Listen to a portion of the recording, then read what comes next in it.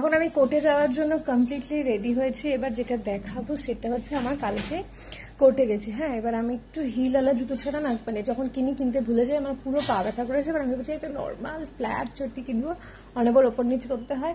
এবার যে কালারটা আমি কিনেছি, যে না আমার মা ফা সবাই মানে একদম অবাক, এটা কি কালার, কিন্তু আমার ভালো লেগেছে। একটু একটু তো ঝিকিমিকি পরা যেতেই পারে, মানে ইটস ওকে। এই কালারটা এতদিন তো সফিস্টিকেটেড রং পরলাম, কালো সাদা ঘিয়ে ঘিয়ে, এখন এইগুলো পরছি। মা তোমার কি ভালো লাগেনি রংটা বলো তো?